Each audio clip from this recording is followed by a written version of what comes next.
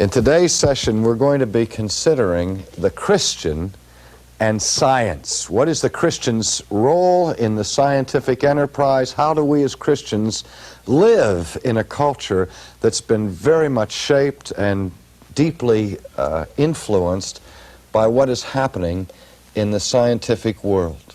Let me remind you that science begins as a mandate that God gives the creature. That mandate was given to Adam and to Eve to do what? To have dominion over the earth and to subdue the earth. That there's a certain sense in which man is created to conquer the universe in which he lives. And that is part of the scientific enterprise. At the live in a culture that's been very much shaped and deeply influenced by what is happening in the scientific world. Let me remind you that science begins as a mandate that God gives the creature. That mandate was given to Adam and to Eve to do what? To have dominion over the earth and to subdue the earth. That there's a certain sense in which man is created to conquer the universe in which he lives. And that is part of the scientific enterprise.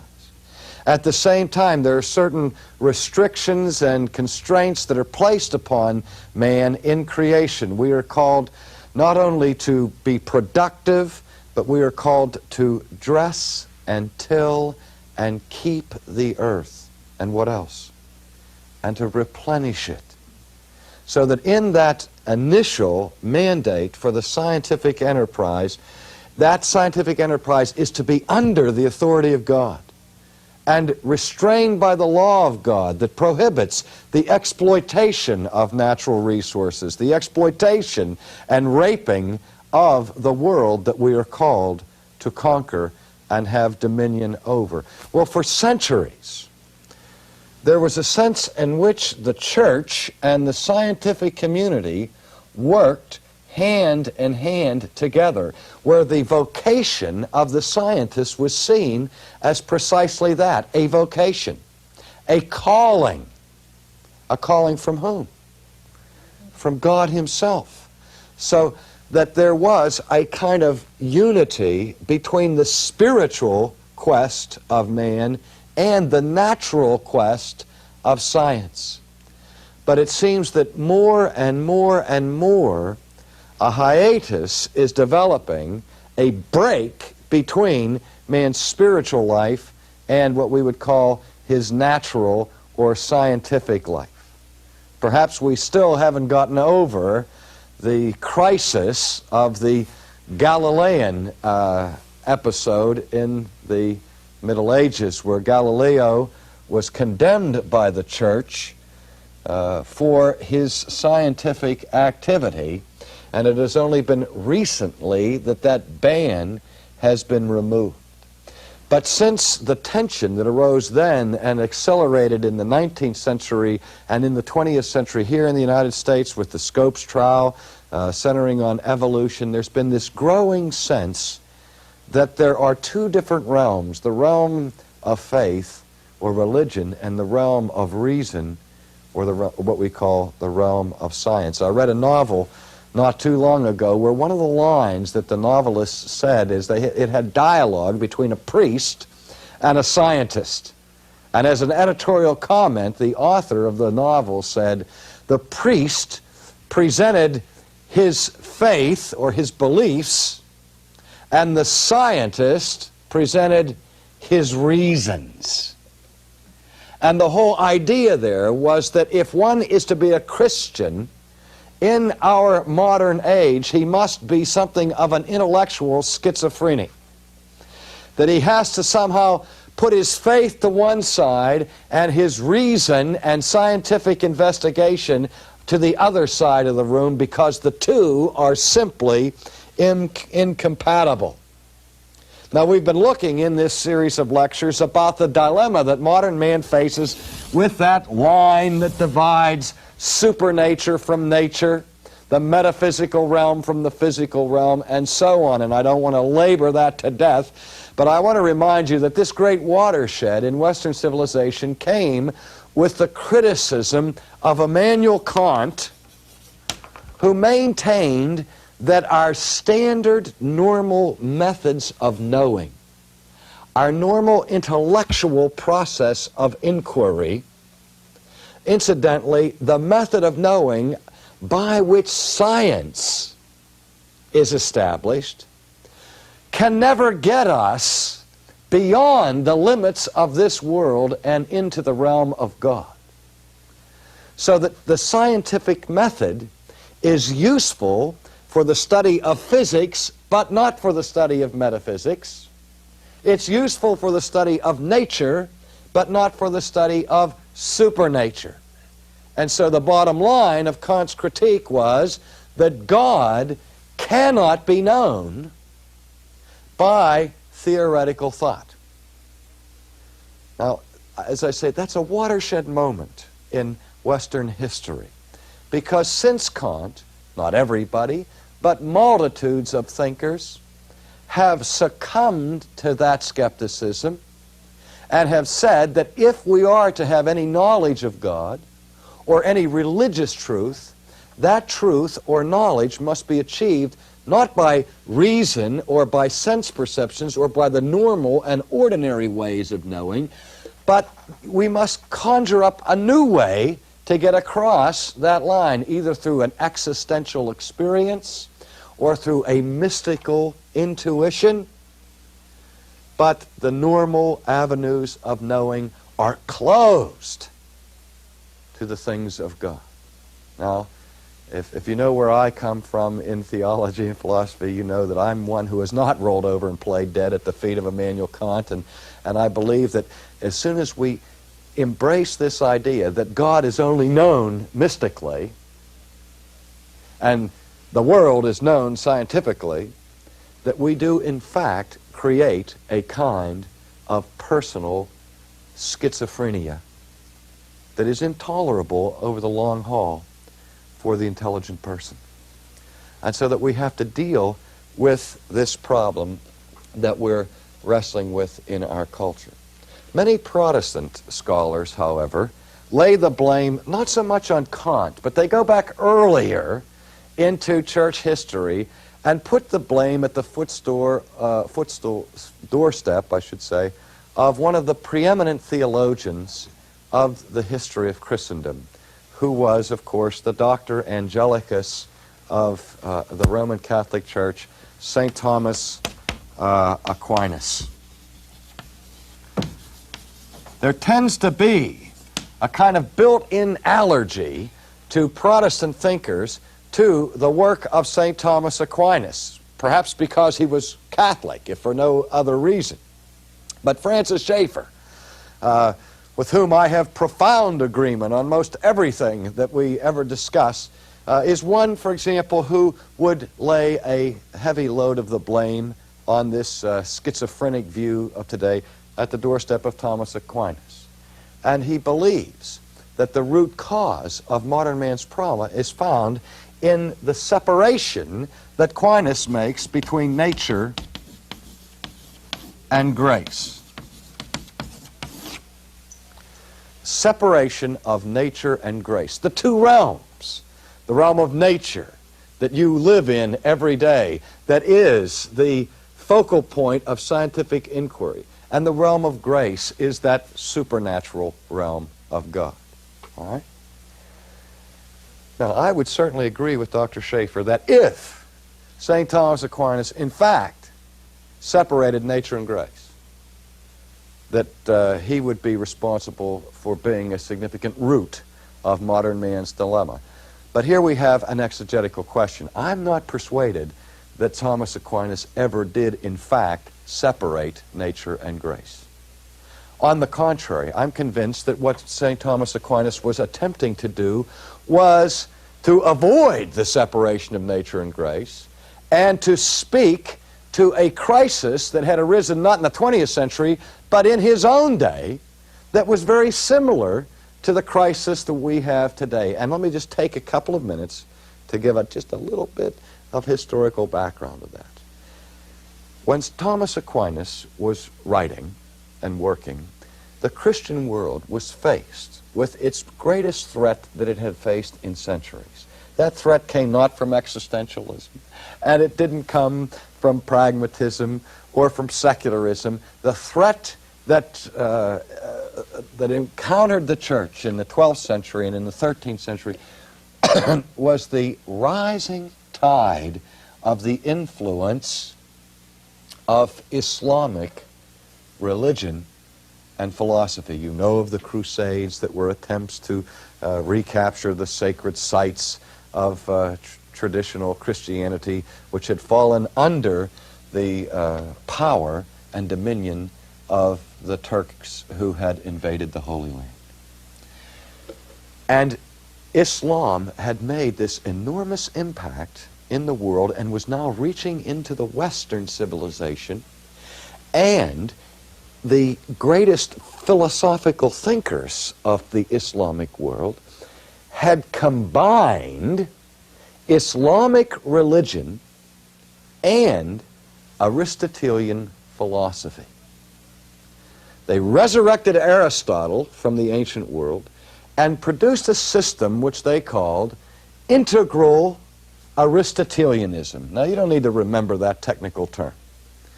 But in integral Aristotelianism, there emerged a notion that became very widespread in this period of history and greatly affected Christians.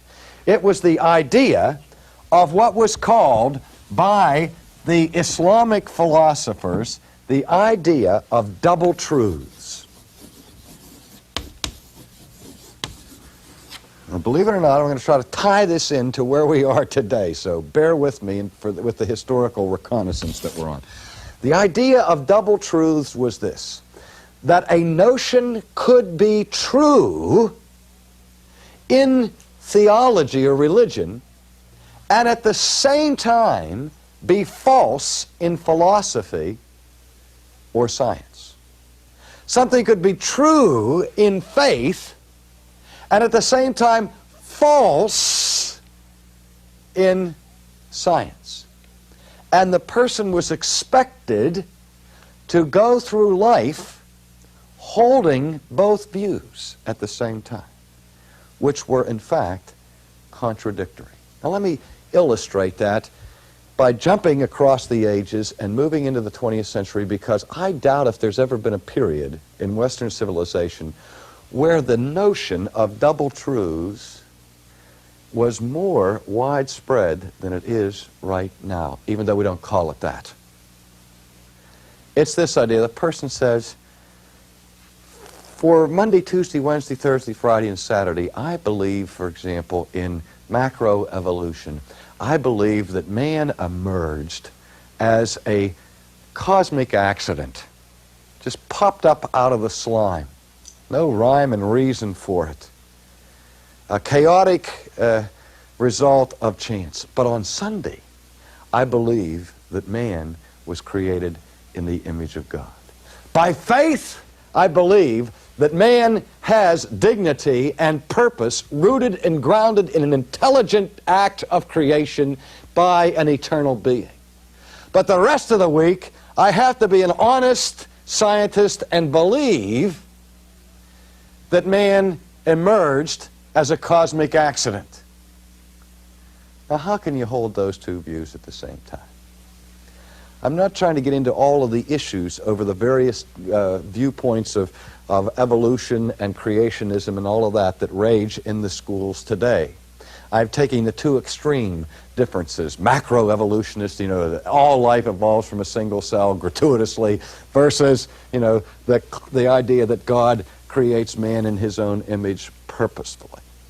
Okay? Those two ideas are utterly and completely incompatible. And for a person to hold them both at the same time demands a kind of intellectual schizophrenia. But people today want to be spiritual, but they also want to be scientific.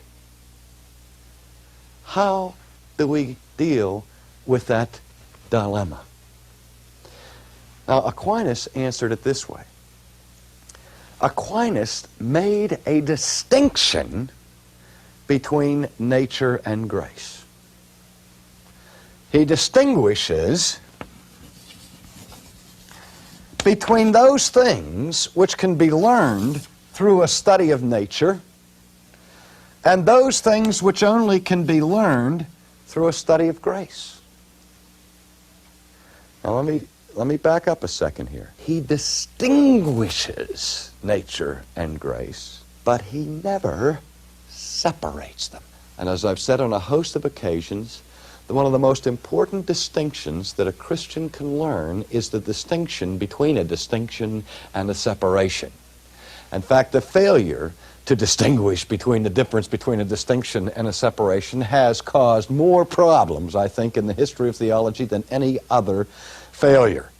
And yet we all know intuitively the difference between distinguishing something and separating something. Let's take you. I can distinguish between your body and your soul. Right?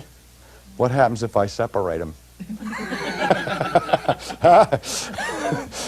Therein lies the difference. Okay? Now, when Aquinas distinguished between nature and grace, what he said was that there are certain truths that we can learn only through a study of nature. You can study Scripture and pray like mad, and you will not be able to discern the route that is taken by the blood in the human circulatory system of the body. Nor will you find through a close scrutiny of the Bible all the intricacies involved in the second law of thermodynamics, or in how the amoeba is involved in its process of splitting and growing. Those things you learn through a study of what? Through a study of nature. The Bible doesn't teach us every bit of knowledge that's available to us. We learn biology and anatomy and all of these things through studying those spheres of nature by the normal method of study. The Bible was not written to describe the human circulatory system, was it? And, Aquinas said, there are certain things that can only be learned by grace, by revelation. You can study the circulatory system, and you can study mathematics, and you can study all of these disciplines forever and never discern through an analysis of the leaf or the plant the doctrine of the incarnation of Christ. Through a study of nature, you will never learn of the atonement of Jesus Christ. You can study nature and learn certain laws that govern it, but you will never learn the sacrament of the Lord's Supper through a study of nature. Those things, that body of knowledge that we possess as Christians comes to us from God by means of revelation. And so we are dependent upon revelation for that body of information. So there are certain truths that are only learned by grace or by revelation. Some truth here. There's some truth that Revelation doesn't speak of at all in terms of special revelation of the Bible that we can learn from nature. So you have some truth here and some truth over there. Then Aquinas said we also have what he calls mixed articles. Mixed articles. Truths that can be learned both from nature and from revelation or from grace. Included in that is a knowledge that God exists. What Aquinas is doing is not separating nature and grace, but showing that ultimately both nature and grace lead us to the same place, to God. That a study of nature may not teach you everything there is to know about God, but a correct study of nature will certainly teach you that there is a God. Okay? So Aquinas is an apostle of the unity of truth. Let me say it again. Aquinas is an apostle of the unity of truth. His working assumption, which incidentally he borrowed from St. Augustine, and quotes St. Augustine to the effect that all truth meets at the top. All truth meets at the top.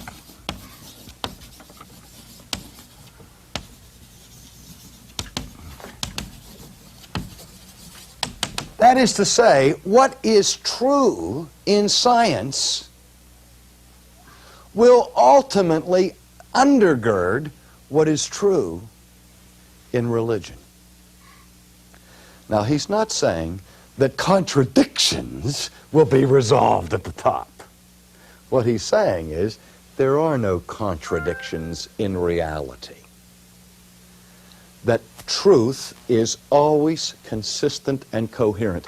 We may have one source of information about reality from the Bible that we can't gain from nature. And we may have another source of reality that comes from nature that we have no knowledge of from the Bible. But those two sources of information can never, ever conflict with each other if, indeed, we understand them aright. Does that mean that St. Thomas Aquinas therefore subordinates the Bible to science? No. He would certainly grant that the highest source of truth there is God's divine revelation in the Scriptures. Okay? But it's not the only source of revelation. There's also that revelation that the Bible speaks of that is general, that comes to us in nature. And what is known from nature can supplement what is known from the Bible. It can never contradict it. Well, what if it seems to? As in the case of Galileo. What if Galileo says, hey, that we live in a universe where the Earth is not the center, or a solar system where the Earth is not the center, and I can prove to you that the Earth is not in the center of the solar system. I have a telescope. You couldn't be able to examine this with the eye before, but now you can. And he said to the princes of the church, put your eye on this telescope, look up here and see if I'm not right. And the princes of the church refused to do it because they had already put in concrete a dogma that the Earth was the center of the solar system. And the princes said, we don't care what the telescope says, Galileo, you must be wrong, because the Bible says that the Earth is the center. Now, let me back up a minute. If God's special revelation says unequivocally that the Earth is the center of the universe, what is the center of the universe? The Earth. And I think, and if there's absolutely no doubt about the fact that God says that the Earth is the center, then I know that the Earth is the center of the universe, and I don't care what Einstein says. And I can applaud, to a certain degree, the obstreperous obstinacy of the princes of the Catholic Church, because they were convinced that God had said one thing and Galileo said another, and at least their sentiment was right. If indeed God says something, all the Galileans in the world are not going to gainsay it. But the Bible didn't say that the Earth was the center of the solar system.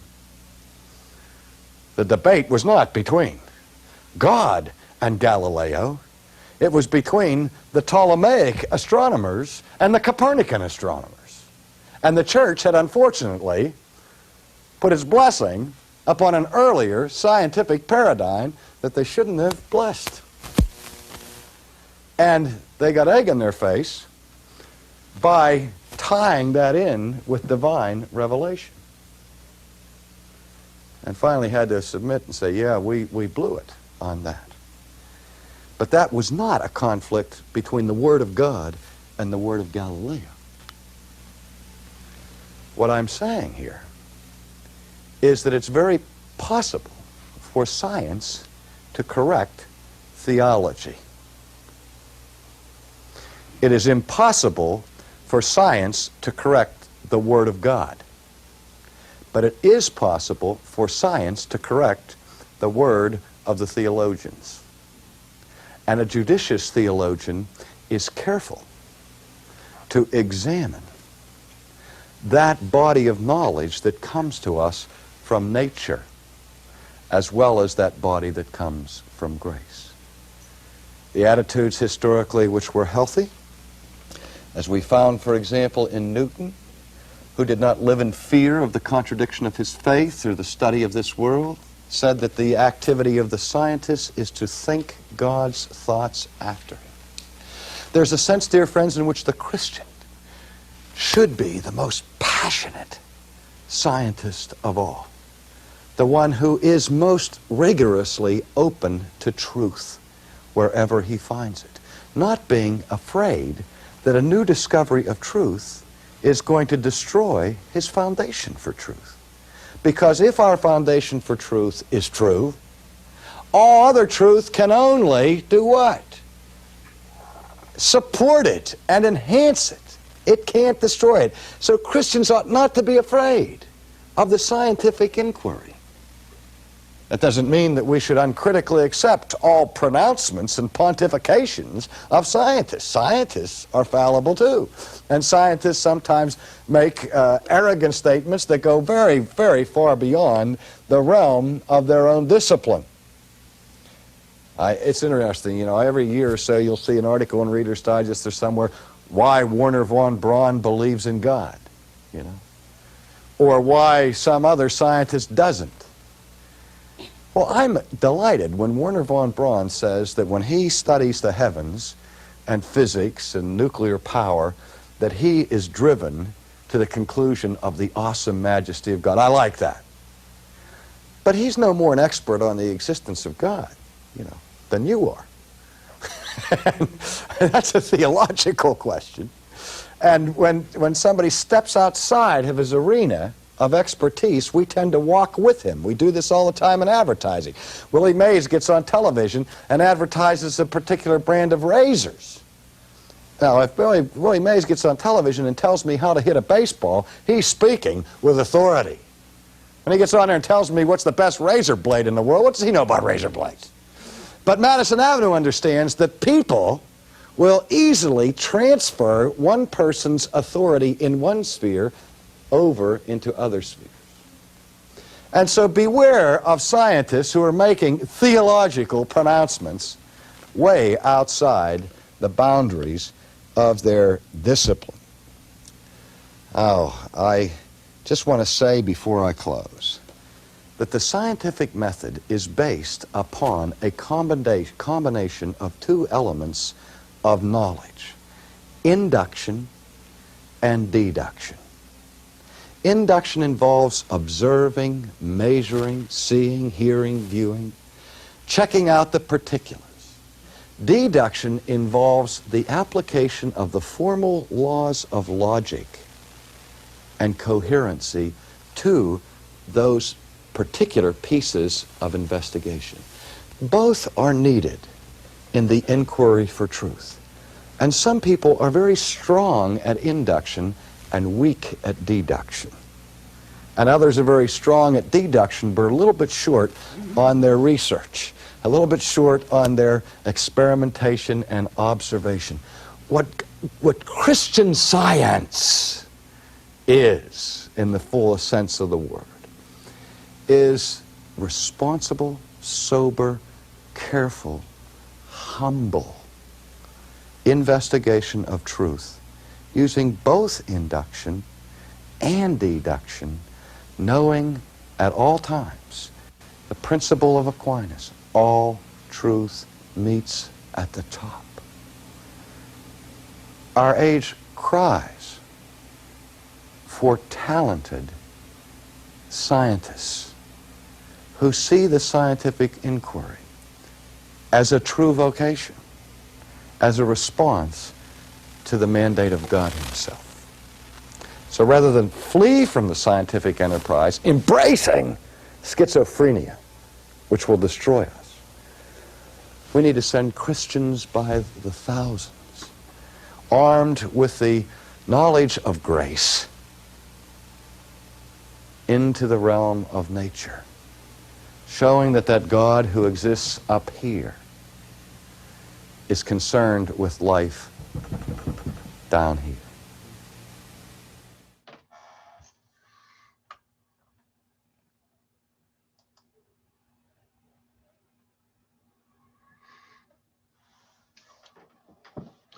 Well, since I'm here alone tonight, we'll just kind of talk to you.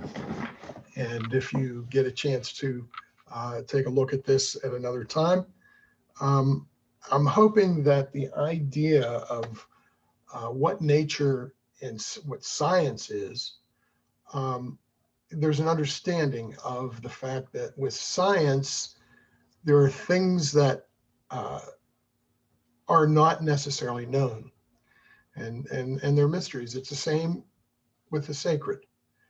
We don't know everything about God's revelation, only what he reveals to us.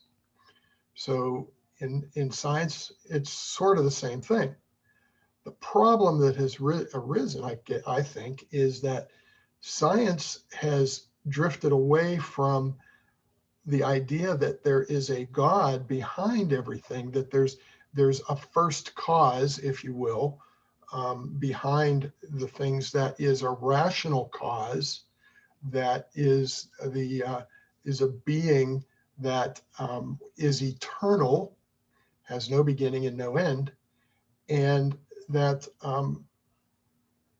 it is the cause of what has happened.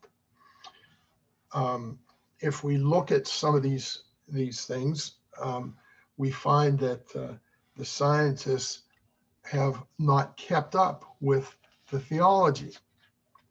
Now, as R.C. talked about Galileo and what happened with him, it was the theologians that didn't keep up at that time. But it's sort of reversed now. When I worked at Geneva College, I was pretty impressed with the idea that in every discipline, somebody that was hired within 3 years had to present a paper that outlined how they would integrate a Christian worldview into their class. That was any class, whether it was literature or whether it was chemistry. And if they weren't able to do that satisfactorily, then they might not get a new contract. The idea behind it simply is this: if you're a scientist and you are doing experiments, so you're discovering things, the idea is that behind it are laws that were established at creation, that just the same as something falls, the laws tell you that that's what's going to happen. We sit in a chair and we don't fall to the ground because there are certain laws that tell us or let us know that we can sit in a chair and not fall to the ground as long as that chair sustains us. And that is, again, the law. And science has gone away from that. I guess we can go ahead and look at these questions. What factors have led to the chasm between science and faith?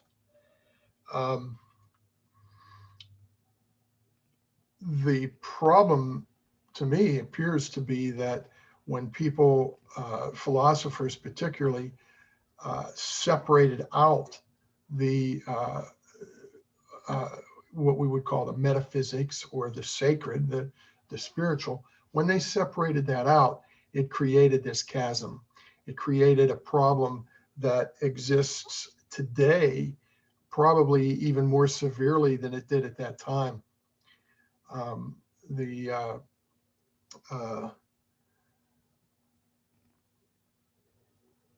It is tried to make it appear that science and faith are incompatible. And it was Immanuel Kant that taught that that science was useful in studying physics. Science was fine in studying the physical world, but it had nothing to say to the spiritual world. And he said the same things. The spiritual world had nothing to say to the physical world. And that's where the problem lies. What we think is true is that science will help to explain what goes on in the spiritual world in many ways, and yet not completely. And there are things in the spiritual world that you will not explain what is in the scientific world. Those two things, that's not a contradiction. That just means that there's not the information needed to make decisions on these things. You know, the scriptures teach us that every man knows that there's a God, and yet science will say there is no God, but yet they know that there's something that's greater than mankind, or the thought of man.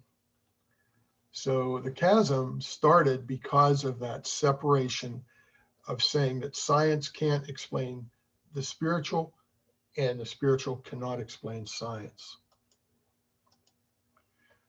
And what implications does that thinking have for theology? Well, again, the problem is that if you separate these things, you're really living in a dichotomy, not allowing the two things to work together. It does not allow for science to explain things that have happened spiritually in the spiritual world, and it definitely does not allow for the spiritual world, the theological world, to explain things and understand things in terms of the scriptures. We think of the fact that at one time it was felt that the world was the center of the universe. The earth was the center of the universe. And that was held for centuries until the scientists came and said, no, wait, we have proof that the earth is not the center of the universe. And the theologians would not agree to that because they had made a pronouncement prior to that saying the earth is the center of the universe. Why they even had to address that is beyond me. It's not something that needed to be addressed. But I will say this: I think the Bible does teach us that the world is round, because where it talks about sin is separated as far as the east is from the west, that tells us something about the earth. If you go west, you never go east. If you go east, you never go west. However, if you go north, you'll eventually find the North Pole, and then you turn over and you go south and find the South Pole. So in one sphere, you never meet the other one. In the other sphere, you do. And I think that indicates that we have a round world. And so in that regard, the Bible does teach what science taught, and science is seeing what the Bible teaches. So there are times that they work together, and there's never any contradiction under any circumstance. How might science contradict theology but not the Bible? Well, I think I just mentioned that. With the well, no, I'm not sure. Let me think about that for a second. How might science contradict theology but not the Bible? Well, that would be the case with the idea that theology said that the world, the earth was the center of the world, where science said it wasn't. But it's not in the Bible. You can't even talk about that from a biblical perspective. So it did contradict theology, but it doesn't contradict the Bible, because the Bible doesn't even address that issue. What are the areas of science which pose difficulty to your faith, and why? Well, I don't know that, and maybe it's because I'm pretty far removed from science now. It's not something that's in front of me as it would have been when I was in school. So I don't have as much difficulty with what science says. I always have in the back of my mind about it, this idea that God is behind science. So science doesn't pose a difficulty, because I know that God is in control and he's working all things out, and that ultimately he will rule all things. So the contradictions that come out, the seeming contradictions that come out, don't carry that much weight with me anymore. And again, that's how I resolve them. I resolve them by the fact that God created the laws that science is revealing. Maybe that's the way to say it. God created the laws that science reveals. So the law that things that the earth goes around the sun, science revealed that. Science reveals things such as the way the body works, the way that blood flows and carries life throughout the body. And so even though science might not agree, the fact remains that something had to be behind it. And my faith says it was God. Okay, the scientific endeavor is one that comes from God. Is that true or false? I think it's true. Mixed articles are truths that can be learned from both nature and the revelation of God. Mixed articles. Remember, R.C. talked about the articles, and some are scientific and some are theological and come from revelation, and there are some that come from both. The impact of Immanuel Kant led to a more widespread acceptance of a skeptical outlook toward the existence of God, because Kant's his impact made the separation between science and the spiritual aspect of life, took that and separated it out, because now science was all that was needed, science to explain everything. There was no need for the other. Truths about nature can contradict truths in the Bible. False. There's no truth in the Bible that can be contradicted. Dr. Sproul says that knowing the difference between and is crucial to understanding theology. A difference or distinction, separating or dividing, distinguishing or separating natural law, positive law. It's the idea of distinguishing and separating. You distinguish things, you separate things. Well, we'll take a look at economics and the impact that it has had on Christian worldview next week. Thanks.